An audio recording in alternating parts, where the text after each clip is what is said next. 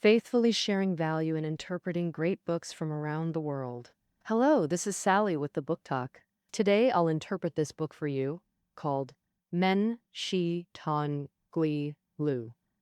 The men in the title is the same as in examining one's conscience. Shi means lice, as in catching lice. This phrase comes from the idiom Men Shi Ir Tan in Wang Meng's biography from the Book of Jin. It describes young Wang Meng discussing major affairs while picking lice, symbolizing calm and fearless speech. So, catching lice while talking about ghosts means discussing ghosts calmly and fearlessly. And the author of this book is Luan Ba-kun, hailed as the top ghost talker today. He was an editor at a publishing house and has loved reading ghost stories like Liao Zhaiji and So Shenji since childhood. Since the 1980s, he started focusing on netherworld culture in Chinese tradition, covering concepts like ghosts, hell, and the underworld, and began accepting related materials. According to Stats, he compiled over 2 million words of material from various dynasties' notebooks, novels, supernatural tales, and scholarly works. Later, the author launched a column in Vast Vision magazine dedicated to ghost topics, exploring the origins of ghost stories and revealing truths about netherworld culture. The book we're discussing today is mainly compiled from articles in that column. Each chapter introduces a type of ghosts, like hanging ghosts, zombies, skeletons, etc., and how ghosts live in the underworld. The author doesn't just list ghost stories. He cites notebooks and novels across dynasties to compare versions, analyze evolution reasons, and outline ghost culture's development. From this, he concludes that ghost stories always relate to humans and reflect human affairs, no matter how they change. Besides this book, the author has other ghost-themed works, like Speaking of Souls, Ghosts, and In the Zhanghu. Next, I'll break down the book's main content into 2 parts for you. First, why do various ghosts appear? Second, how do ghosts live in the other world?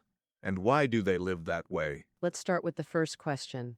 Why do various ghosts appear? As early as primitive societies with low productivity, people developed ghost concepts to explain phenomena they couldn't understand. For example, diseases, natural disasters, and such. In ancient Chinese tradition, ghosts stem from the concept of hun and po. Hun refers to the spirit attached to the body, manifesting emotions like joy, anger, sorrow, and happiness. So, hun refers to the spirit and thoughts independent of the physical body. After a person dies, the hun and po separate. At this point, the hun is still a wandering soul. Then, ghost officials verify its identity, escort it into the netherworld, and this wandering soul becomes a real ghost. Hence, ghosts are also called ghost souls. With social progress, folk stories gradually featured ghosts of varied appearances and temperaments. So, why did people create specific ghost images? I'll categorize the 7 types of ghosts mentioned by the author into 3 classes and explain each. First, ghosts named after their cause of death. For example, a drowned ghost is a ghost formed from someone who drowned in water. For our ancestors, drowning was a common cause of death, like slipping while crossing water or being swept away by flash floods. But initially, drowned ghosts weren't much different from ghosts who died from other causes. It wasn't until the Han and Wei dynasties, when Buddhism spread to China and people accepted reincarnation, that drowned ghosts became established as needing to drag others underwater, called seeking a substitute, to qualify for rebirth. In folktales, drowned ghosts seek substitutes in many ways. Some use force, but more often through deceptive tricks. For instance, calling names by the water. If someone answers, they slip and drown. Or conjuring beautiful women or palaces to lure lustful or greedy people into the water. These drowned ghost stories aim to warn people to be careful near drowning-prone waters and avoid entering lightly. Sometimes these ghost stories work better than just putting up a warning sign, similar to drowned ghosts. Hanging ghosts are another type named after their cause of death. Before the Southern Song Dynasty, hanging ghosts weren't different in appearance or personality from other ghosts. So, in some stories, hanging ghosts were even affectionate and kind. But from the Southern Song onward, they started appearing with terrifying images, like spitting snakes, glaring eyes, and disheveled hair. By the Ming Dynasty, besides looking scary, hanging ghosts also had to seek substitutes like drowned ghosts to be reincarnated. For this, they used deceitful or coercive means to make living people hang themselves as substitutes. So here's the question. People who hang themselves are often pitiful souls at their wits' end, or admirable figures of loyalty and filial piety. Why make their afterlife images so frightening and repulsive?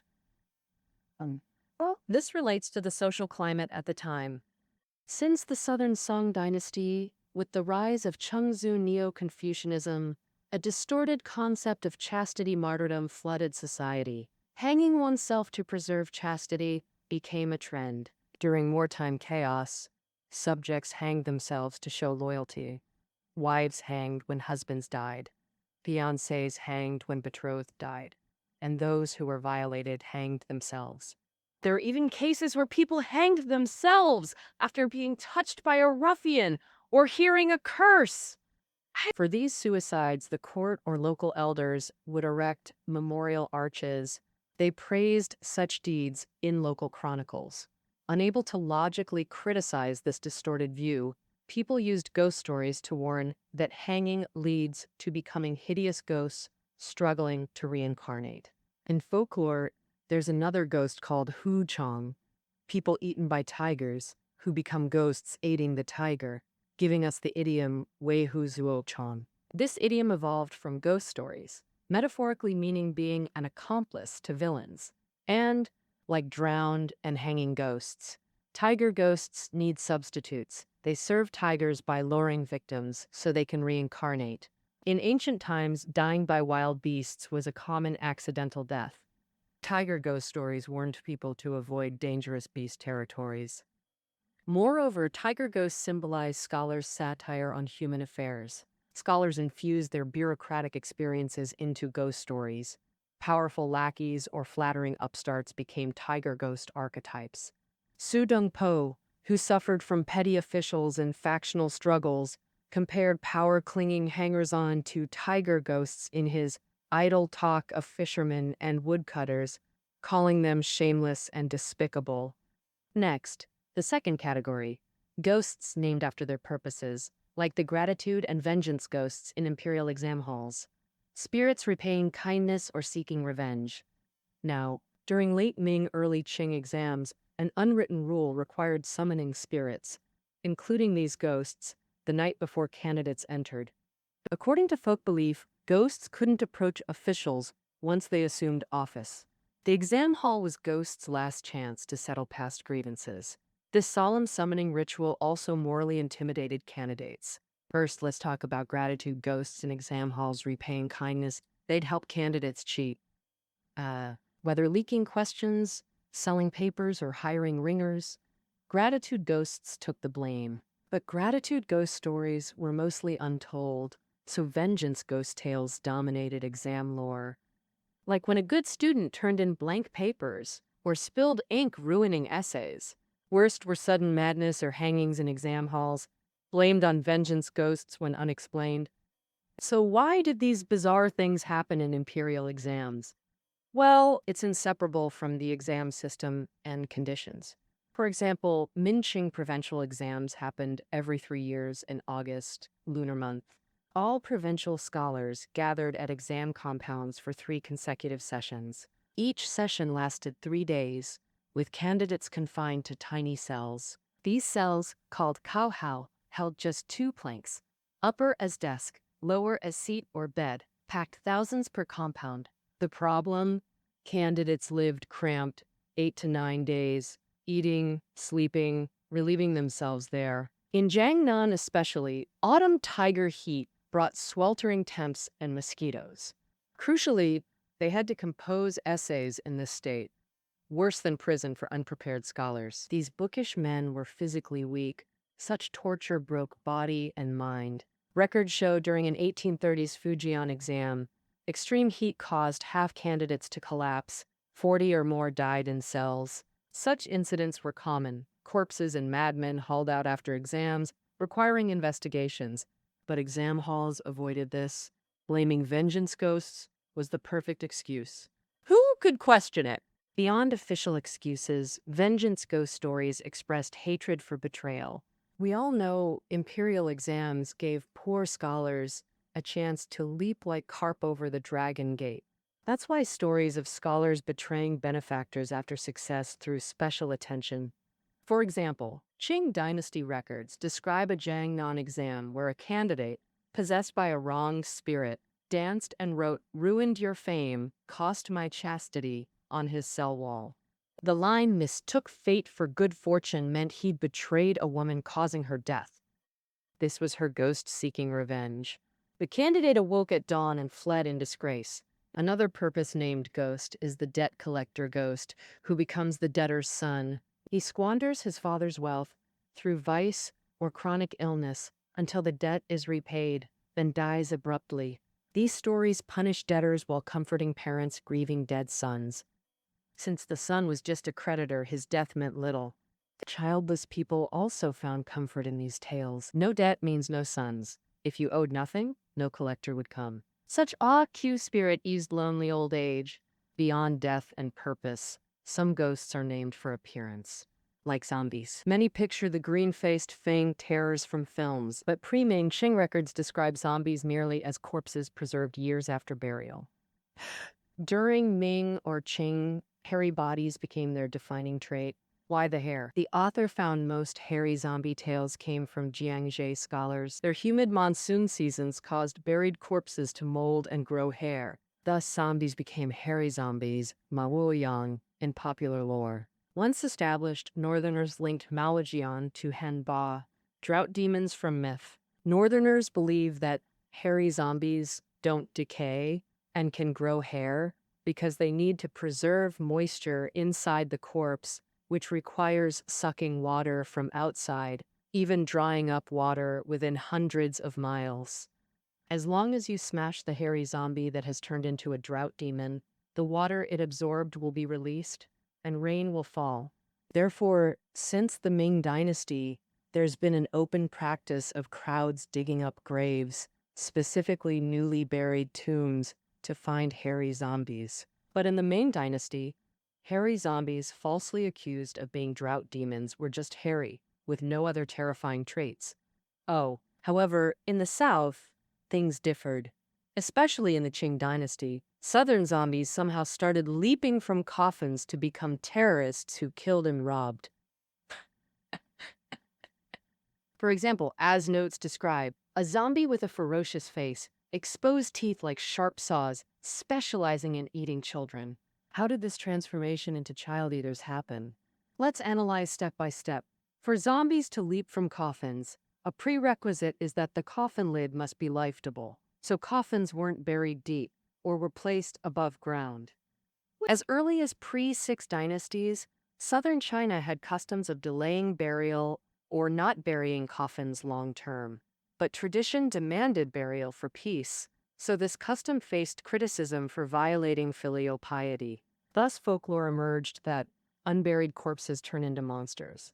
Meaning, if a corpse isn't buried in time, it becomes a monster. But it didn't specify that this monster was a zombie. By the Qing Dynasty, perhaps inspired by other zombie tales, people directly equated zombies with the corpse-turned monster.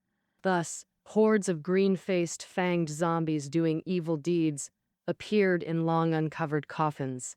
The purpose of these zombie stories remained moral, warning people to bury deceased relatives promptly. Another type named for appearance is the skeleton ghost. Here it specifically means human skulls. In folk ghost stories, skeletons are often tied to excrement and bodily functions, becoming leads in crude humorous tales. For example, a story from Jiangsu. A skeptic surnamed Sun went hiking, needed to relieve himself, saw a roadside skull, and squatted on it using its mouth as a toilet. After finishing, he jokingly asked the skull, "Did you enjoy your meal?" Meaning, was it tasty? Unmistakably, the skull opened its mouth and said, "Yes!" which was terrifying. The man pulled up his pants and fled home, then developed a bizarre illness. After each bowel movement, he'd grab and eat it while muttering, "Did you enjoy your meal?" This lasted 3 days. Finally, he died. Though decayed, skulls remain part of ancestral remains. Such skeleton stories seem crude but aim to warn. Even non-believers shouldn't desecrate spirits. All right, that concludes part 1. We discussed why different ghost types exist. Essentially, each ghost reflects ancient societal realities.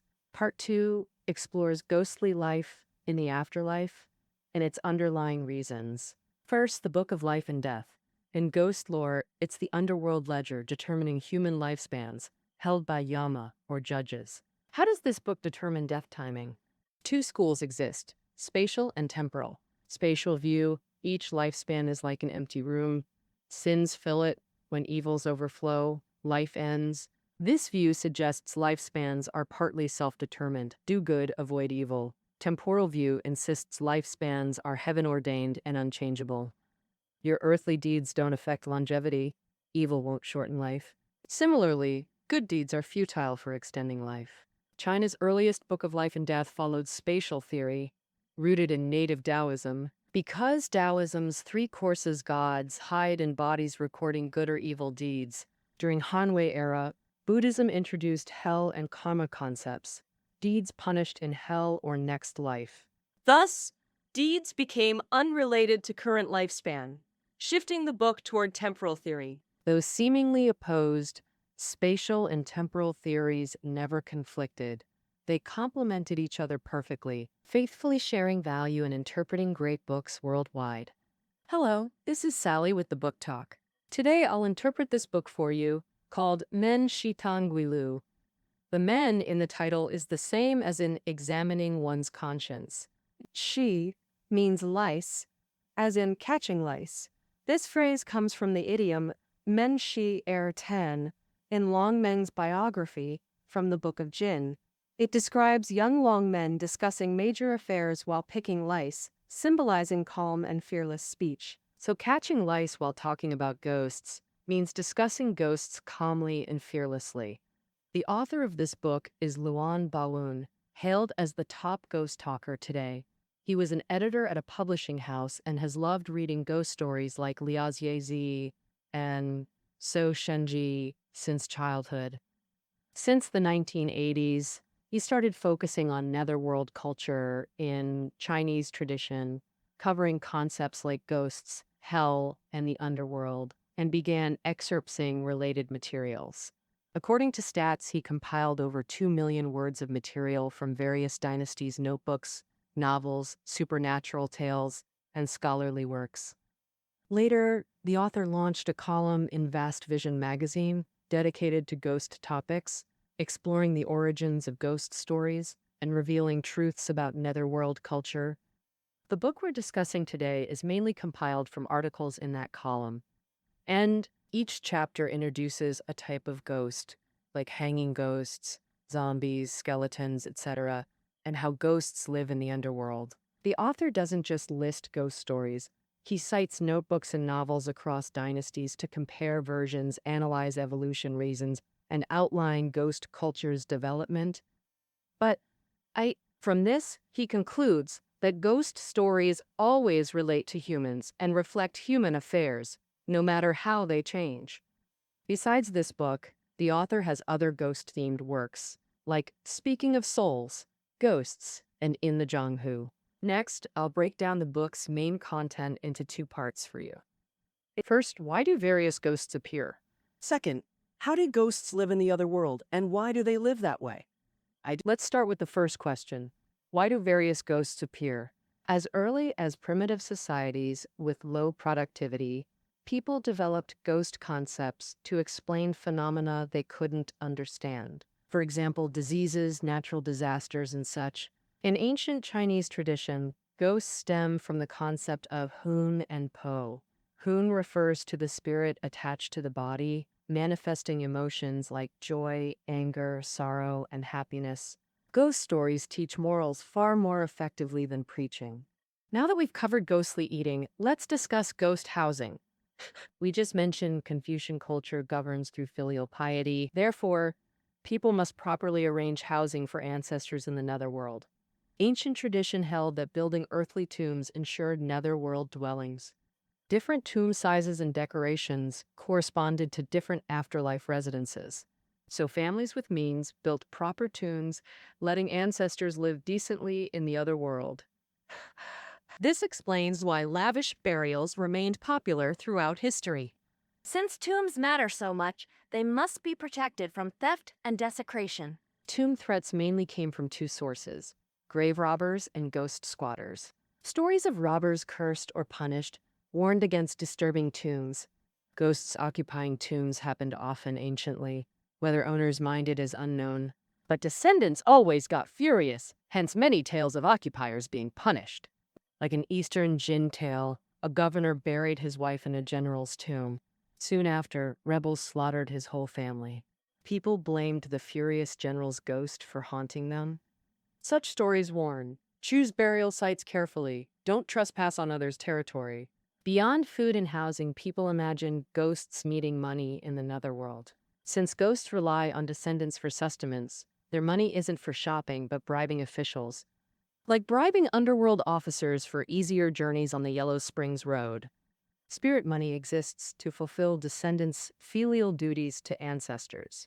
Before paper money appeared, people buried real copper coins with bodies, but this was one time and impractical for the poor.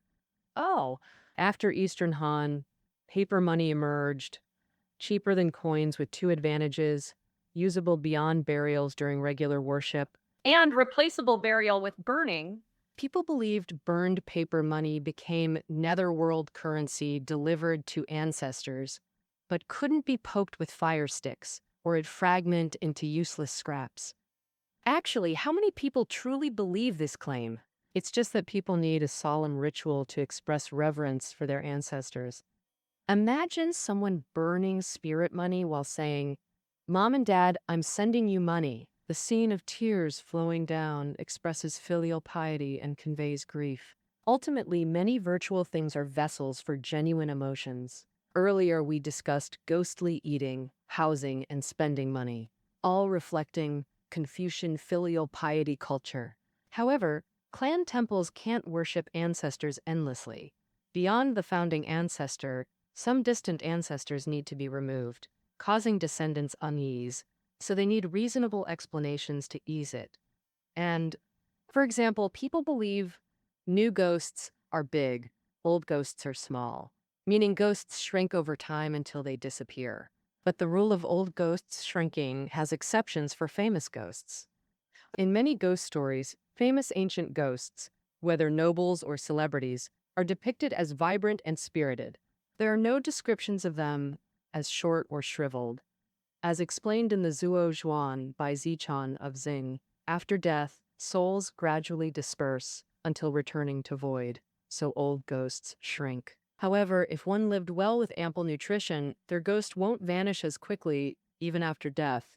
From all we've said, it's clear that the ghost world is essentially the human world.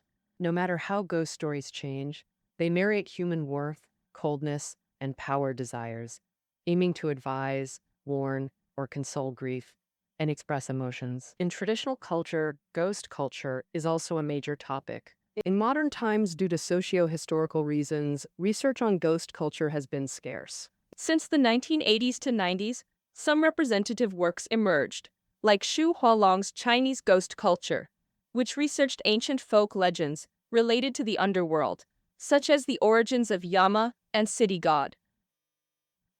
Zhang Jinsong's Chinese ghost belief approaches from an ethnological angle, focusing on ghost customs and beliefs preserved in minority groups. Lice Xing's The Mysterious World of Ghosts, Up, Mouth, and Obs, Exploring Chinese ghost culture focuses on explaining the relationship between ghosts and traditional cultural customs, like funerals and ancestral worship. This book attempts to sift through vast historical materials to uncover the spiritual core and truth of ghost culture. The formation and development of ancient ghost culture blended religious, political, and cultural elements. First, native Taoism developed a foundational concept of ghosts based on folk witchcraft. The earliest descriptions of the underworld came from Taoism. For instance, in Taoist texts, the underworld is located in a place called Luofang Mountain, with over 100 officials managing its affairs. After the Han and Wei dynasties, Buddhism's introduction to China, along with concepts like reincarnation, significantly influenced ghost culture. For example, folk tales featured ghosts like drowned ghosts and hanging ghosts, who must find substitutes to reincarnate. Buddhist descriptions of the underworld complemented Taoist concepts, together forming a vast and complex netherworld. As mentioned earlier, the spatial and temporal views of the Book of Life and Death stem from Taoist and Buddhist ideas, respectively. Confucianism, as the mainstream culture promoted by feudal rule, selectively revised and propagated ghost concepts, using ghost stories to reinforce values like loyalty and filial piety, solidify hierarchical order, and maintain governance. Quote, in quote, thus, ghosts and ghost stories provide a unique perspective to examine the formation of ancient China's distinct value system. As the author states, ghosts are, of course, false, but some seemingly illusory things inherently possess rationality for their existence. All right, that concludes our interpretation of Min Shi Tan Gui Lu. Listening notes are below the audio. See you next time.